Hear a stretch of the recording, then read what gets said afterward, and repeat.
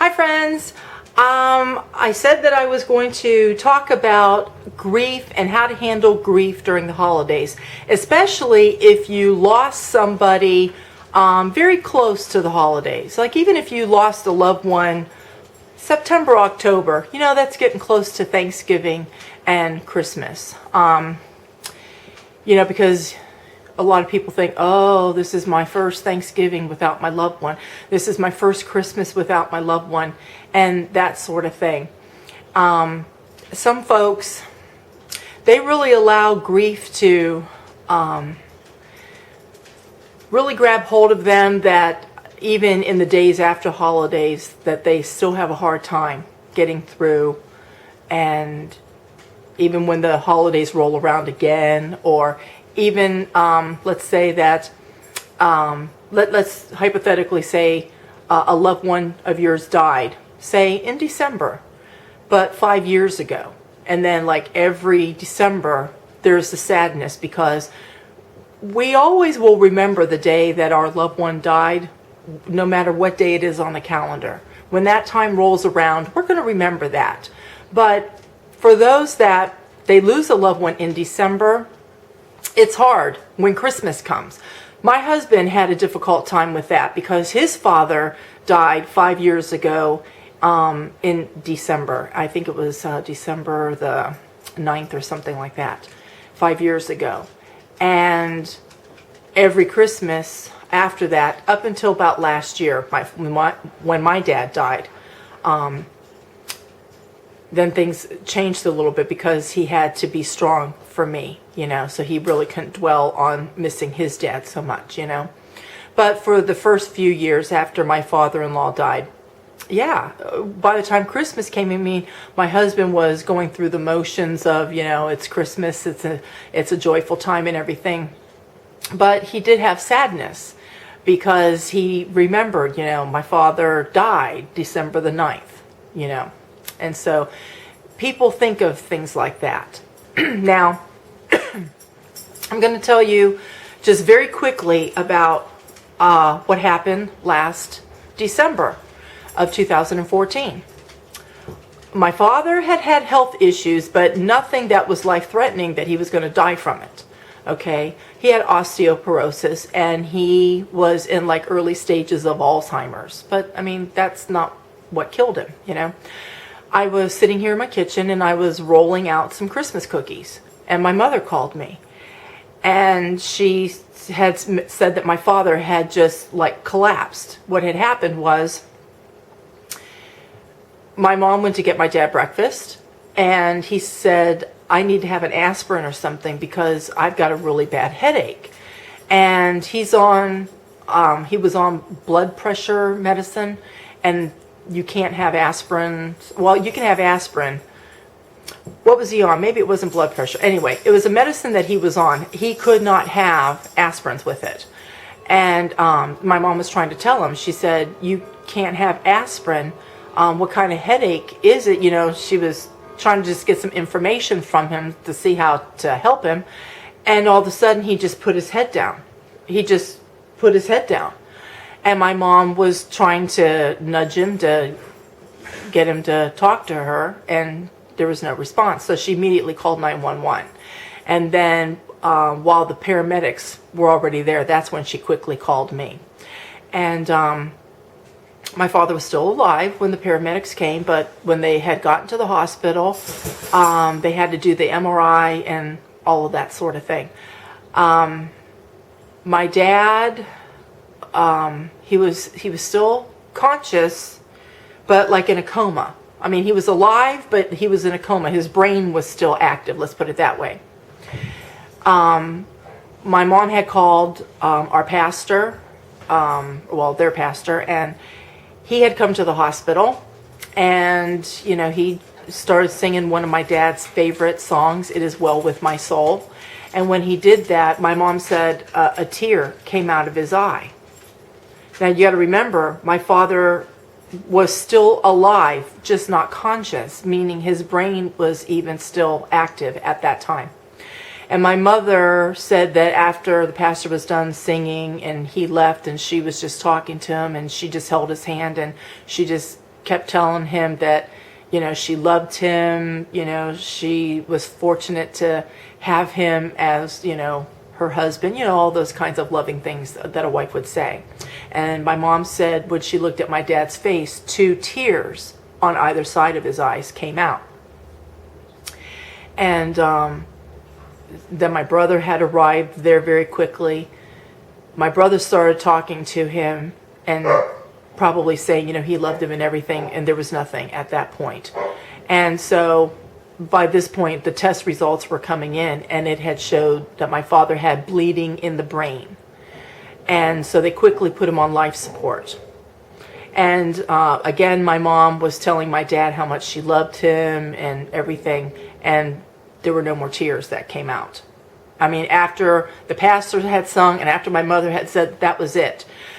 And for us, that gave us comfort that even though my father was in the land of unconsciousness, whatever that is for folks that are unconscious in a coma or whatever, they say that they can hear still. My father still heard that.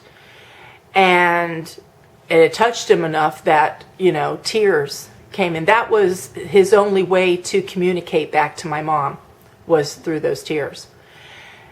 But that gave comfort to my mom. It gave comfort to the rest of us that my father heard my mom one last time, heard their pastor sing one of his favorite songs to him, and then that was all.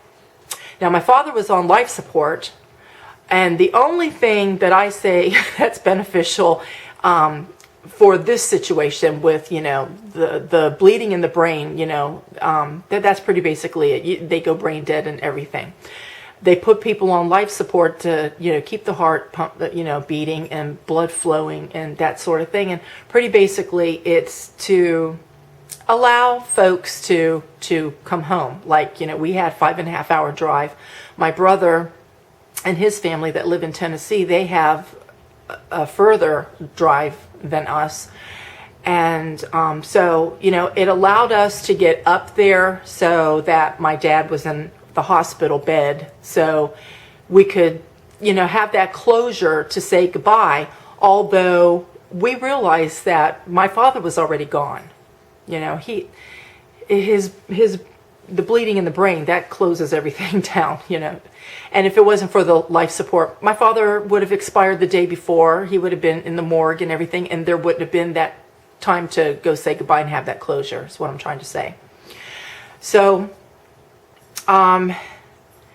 it was a complete shock.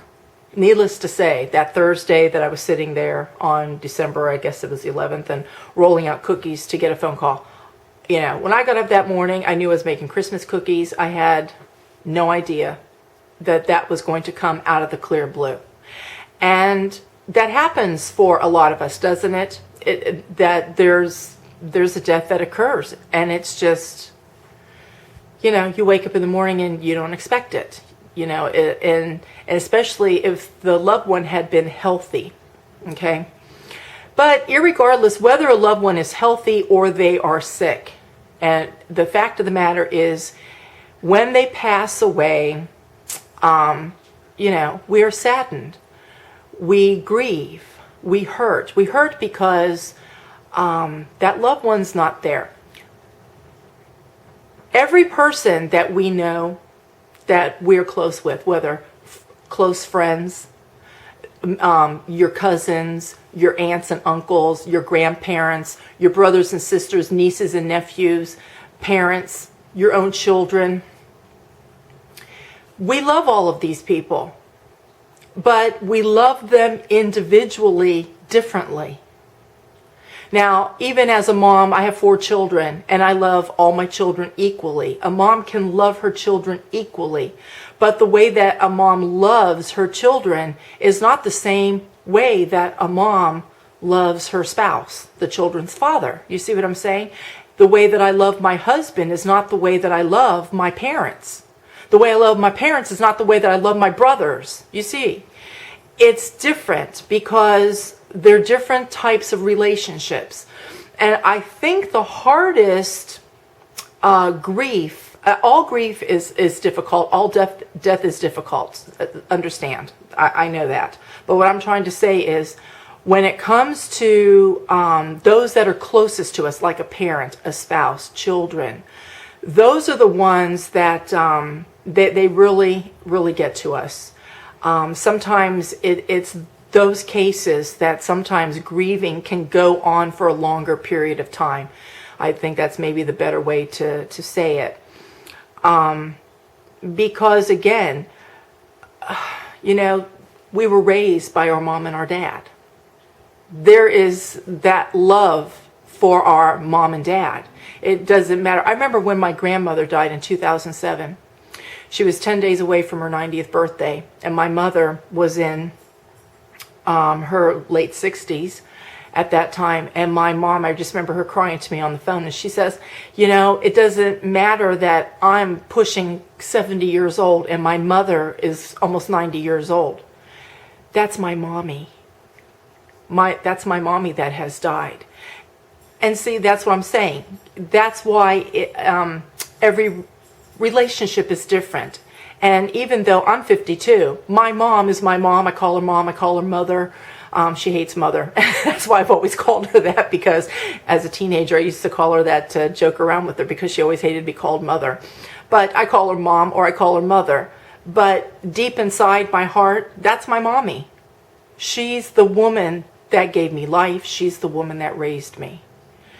And so there is something there inside my heart that if my mother passes, that it can never be replaced. It can never be replaced. I felt the same thing with my father. My father is my father. I will never have another father. I mean, even though in some families, and there are stepfathers and so forth because of either divorce or widowhood or whatever. And those people are there in a person's life, but it's not the same as the real father or the real mother. You see what I'm saying? And so we just have these different relationships. That's the first thing that we need to understand. That's why I've been saying all of what I've said. That's the first thing that we need to understand. Every person that is close to us that dies, the grieving is going to be different for every one of those people, because they have a different place in your heart, a different place right here in your mind, which is your soul. My father, when he passed away, I'm going to tell you what got me through. And even through Christmas last year.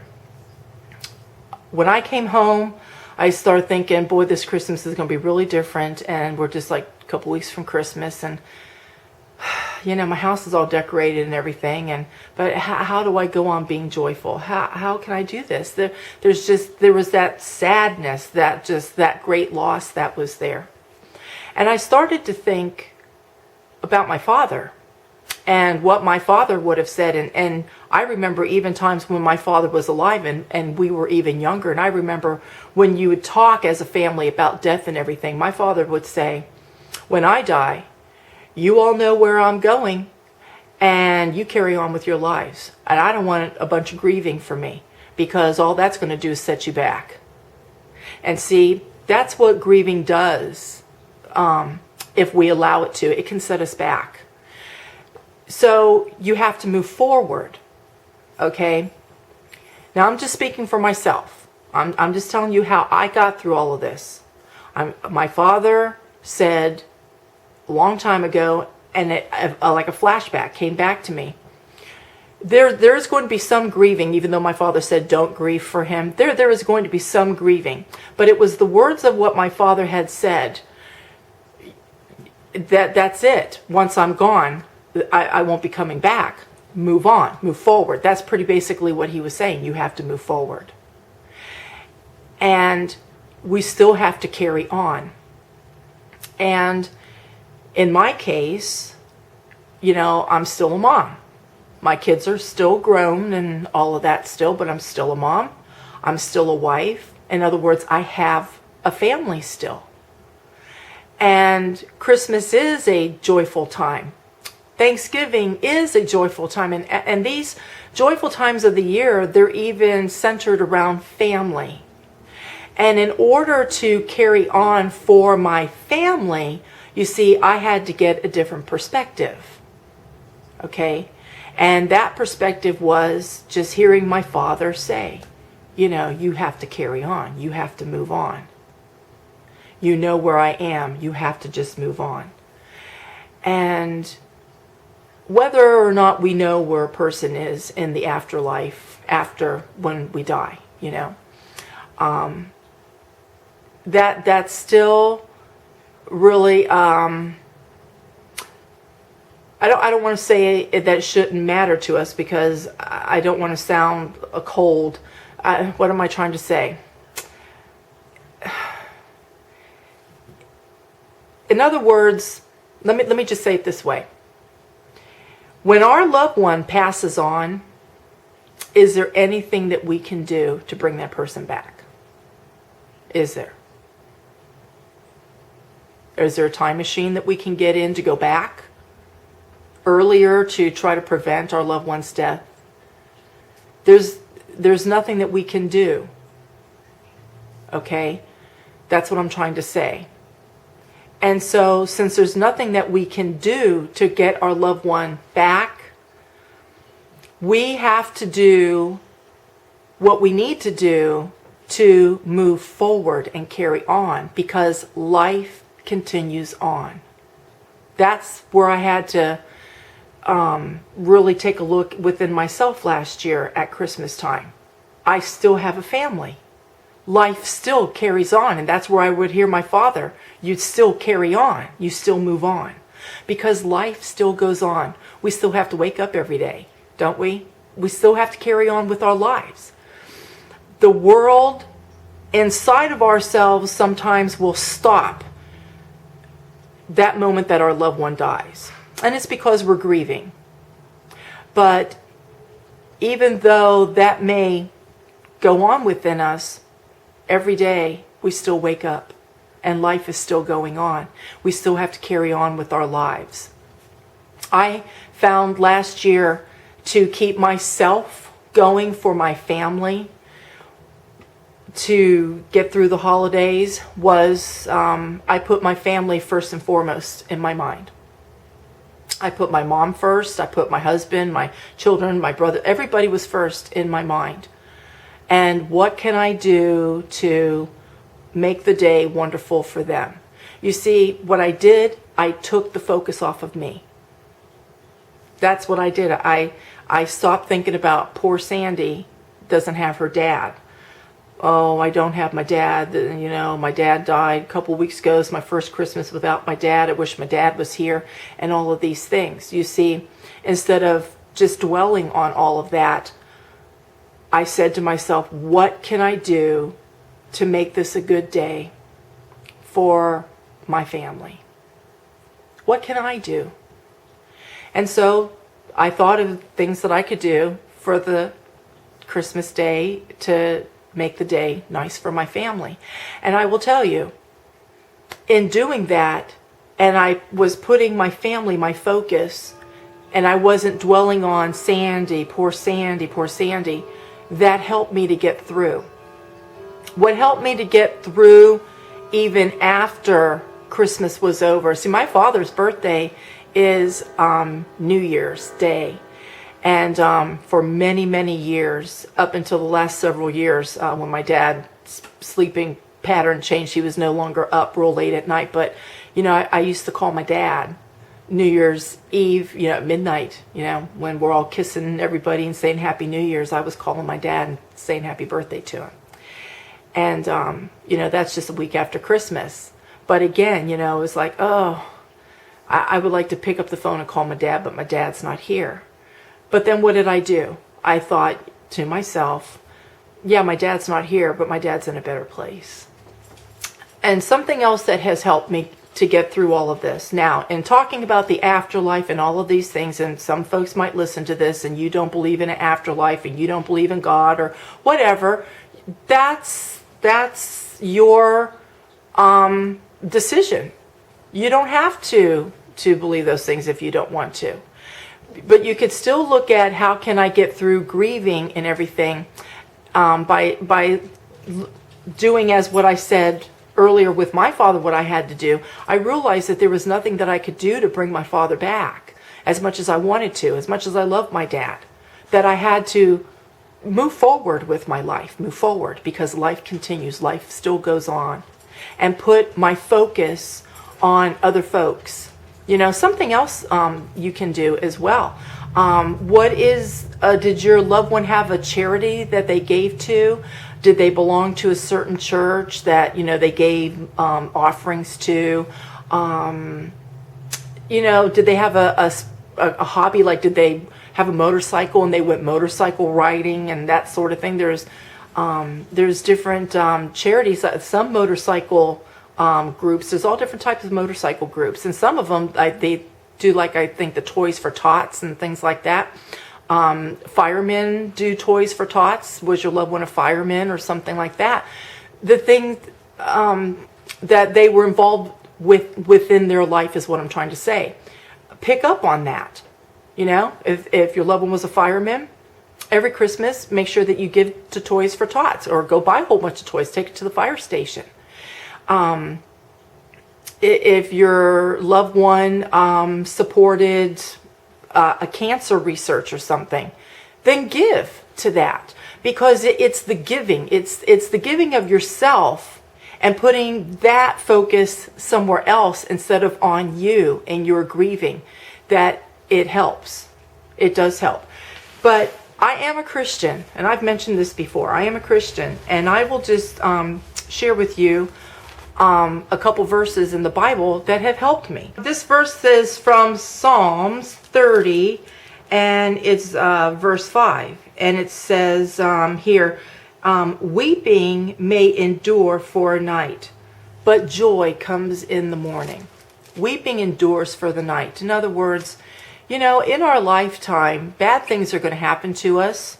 Sad things are going to happen to us, where it's going to cause us to cry and to be sad and to grieve and that sort of thing. But joy comes in the morning. Meaning, there's a phrase out there, and a lot of us have even quoted it, where it says, "And this too shall pass." And that's true. And this too shall pass. We're grieving and we're weeping and we're sad, whether it's, because of a death or because something else has happened. Some casualty has happened. You've gotten some bad news or something. We all get those days sometimes. And, we do have grief. We do have sadness. But we shouldn't allow it to just overtake us. You see what I'm saying? We should allow it in time to subside. And now every person will grieve differently, and every person's duration of grief will last differently. Mine was fairly quick, only because I had heard my father say, even as a young girl, a teenager, saying that one day when I die, don't you guys be grieving for me. You carry on. In other words, my dad was even saying, life goes on. Life goes on. Don't allow grief to consume you and rob you of joy, and to just overtake you, that you feel that you can't function, because that does happen with folks. My father wanted to make sure that, that wouldn't happen to us. So that's why he said, you carry on, you carry on. And you see, that even just came back to me last year, as I mentioned to you. Another passage of scripture that has always helped me in sad times and good times and all different kinds of times. And I'm not going to read the whole thing, but it's from Ecclesiastes chapter 3, where it says, to everything there is a season and a time to every purpose under heaven. And by the way, this Ecclesiastes, it was written by King Solomon, who was the wisest man that had ever lived. And so, he had a lot of wisdom, and there's a lot of wisdom even here in his words. But he says, a time to be born and a time to die, a time to plant and a time to pluck up that which is planted, a time to kill and a time to heal. And that's not kill meaning go out to kill people, but in other words, there's a time for war and things like that. A time to kill, a time to heal, a time to break down and a time to build up, a time to weep and a time to laugh, a time to mourn, and a time to dance. You see? And then you can continue on there. But that's enough. That's enough to just make us understand that even when the negative is present in our lives, it's going to come to us. All of us are going to experience highs and lows in our life. We're going to have negative in our life. We're going to have positive in our life. But the thing is, when these things come to us, what are we going to do? It's how we react. It's how we respond to it. You see what I'm saying? I'm the type of person that I'm an optimist. I like to see the better of things. And I'm the type of person also that I don't like bad things happening to me. I don't think any of us like bad things happening to us, but I don't like bad things happening to me. And when bad things do happen to me, and I'm feeling inside, or I'm feeling really sad or depressed or whatever, I want to get out of that funk. I don't like being in that place. That's me. I don't like being in that place. And so when things like that happen in my life that cause me to, get down, I'm looking at how I'm going to get out of that. You see, I'm looking for the positive. I'm looking for some hope. I'm looking for something that's going to make me smile again. I'm just going to share this very quickly and then I'll just wrap this up. But, sometimes when I've had horrible things happen to me, even people being cruel to me, and it happens to all of us, and you get so hurt and everything. And I think to myself, I've gone, a couple days now just being really hurt and just being really bummed, and every now and then I'm still crying and everything, and I don't want to be like this. I want to get out of this. I want to get out of this. What do I do? I have even sat down and put on movies that is a nice comedy movie, something that I know that really makes me laugh. I mean, that there's parts of that movie that make me laugh so hard that my stomach hurts. There's another scripture in the Bible that says that laughter is like a medicine, that it helps us. And I've done that. I've looked for things that would bring joy. Now, obviously, when a loved one dies, I'm not looking like when my father passed, I didn't look for that. But I did want to, like even the news, I didn't want to watch the news so much because, it's reporting all the negative stuff going on in the world. I just wanted happy, happy, happy. So what I did, I played music. I played music that lifted my spirits. I have a DVR that I have some movies recorded, plus I have movies on DVD, and I found movies that were inspiring or musical. I like musicals, and just turning on something like that to sit and watch it, that I knew that it was going to cheer me up. I even did that too. And also what helped me too was remembering photographs that my mother has in her albums that I don't have of my father. That every time I would look through those albums and I'd see my dad when he was younger than that, and I would think of those and think of the occasion that those pictures were taken. That helped me. I have pictures of my father, even pictures when he was a little baby and that. And I did that this spring. I would look through my father's pictures and just look at and just get it in my head, that when I would start feeling sad that my dad wasn't here, and I did through the spring into the summer, I had moments that I thought about my dad, and I even sat down, had a good cry, but I didn't allow myself to cry for long periods of time because I started thinking about those photographs. I just allowed pictures to just come into my mind, and every occasion, whether it was a birthday, whether it was Christmas, or whatever it was. There's a picture that I have it here with my dad and my grandmother, is my mother's mom, and my brother, my two brothers, and my cousin, and they were at my parents' old house. And my dad he would go outside and play basketball with my brothers and them. And he went out there, and my dad was standing backwards to toss the ball into the basket. And I was the one that took that picture. That's why I have it. It wasn't my mom's, it was mine. And I've looked at that, and I can still see that picture right now in my mind, clear as day. That was a happy day. I remember taking that picture. I could still see my dad there tossing that basketball into the basketball hoop. See, it's things like that. You see how I'm smiling?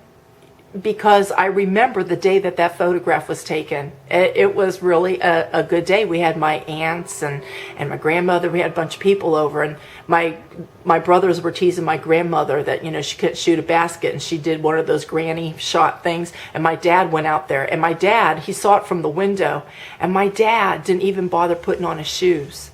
He wanted to get involved in that he went outside, and in the picture, my dad's standing there with his black socks on, because he wanted to get out there to be a part of that. You see, that was a happy, happy occasion. And I can see that picture, and once I see that picture, I can actually replay back a little bit of that moment that happened and see it in my mind. And that brings a smile to my face. You see, that's another thing that you can do. Look through the photo albums, but when you're looking through the photo albums, don't look through the photo albums sad, oh, my loved one's not here anymore. Think about the moments that those photographs were taken and play them back in your memory, because your brain's a computer. It's like, well, it's not a computer, but it's like a computer, functions that way, and there's files back in there. And bring those things out to the forefront of your mind and dwell on things like that. You see, as my father said, don't grieve for me, but move on. Move on, because life does go on. We still have a life to live. We still have to carry on. We still have loved ones around us, especially if we're married and we have children and spouses. You know, we have to carry on life, even if it's just for them. And see, that's putting the focus on them, you see, and not just on ourselves. And you just think of your loved one with, just think of the happy things. You know, my father sometimes, he was, all dads, I think, have their moments, and my dad sometimes was very strict. And he could be harsh a little bit. But you know what? I've chosen not to think of any of that, because that's a negative thought. I don't want to think of my dad like that. I think of the happy things that I remember about my dad. And as I said, if I could get in a time machine and go back in time and say to my mom, you know, this medicine that dad's on, you know, it causes bleeding in the brain. That's what happened to my father. That's why he got the bleeding in the brain. He was taking a medication that's known to cause bleeding in the brain. Not to everybody, but some people, and my father was one of those people. If I could get in a time machine and go back and say, don't put him on that, I would do it. But there's no time machine that I can get into. And my father is not here. He's in a happier place. And so now I just think of the good things of my father. And I think of the good things that my father instilled in me. And I let that be my focus. And I just think positive things. And in the meantime, I keep that hope alive in my heart that one day, I'm 52. One day, I will see my loved one again. I will see my father again. And that brings me joy too. So anyway, that's how I processed my grief. For every person, it's going to be different, because we're all individuals. The way that I think as an optimist, if you're not an optimist, you know, your thinking pattern is going to be different than mine. But I hope that in what I have shared a little bit, some little tips of what I did, that you can maybe take a little here and there and say, you know, I think I might try this and see how it works for you. It might help you. You know, maybe it won't. I don't know. Again, all of us are different. All of us grieve differently. The one thing that I will say here in closing this is, I know for a fact, because I've seen it with other people that have lost loved ones, if you allow depression to take over your life, where it just keeps you down and you're depressed and you feel that you just can't go on living. You're going to put yourself in a place that it's going to be hard to get out of that. So don't let depression overtake you. That's the main thing. Don't let depression overtake you. That's why I wouldn't let depression overtake me. That I found the joy of the memories of my father. And I keep those good, positive memories alive in my heart. And in here, in my soul, where I can still see memories. I can still recreate those memories in my mind and see my dad. So that's all I wanted to share. I want to share how I got through this. Again, we're all different. But this is how I got through grieving over my father.